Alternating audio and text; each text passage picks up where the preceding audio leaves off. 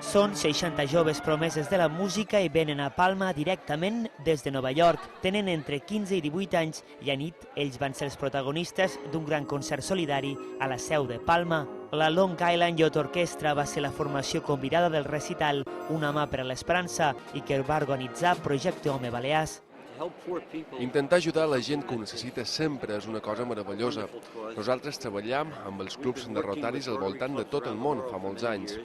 El que fan ells i el que fem nosaltres és ajudar qui ens ho demana i, a més, omplim d'esperança les persones que volen aconseguir els seus objectius.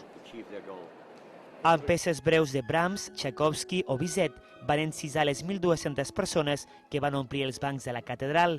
L'acte va comptar amb la col·laboració dels clubs de rotaris de les Illes que celebren enguany el 30è aniversari de la seva presència a les Balears. Tots els diners recaptats es destinaran als programes de Projecte Home contra la drogadicció.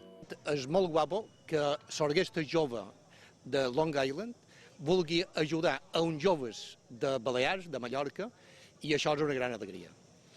De fet, la solidaritat mútua, persones que tenen un futur molt seriós perquè són ja grans mestres, a uns joves que tenien un futur destrossat perquè comencen a recuperar-se. Música, solidaritat i un marc incomparable a la seu, tot per ajudar a seguir construint el present i el futur de Projecte Home Balears.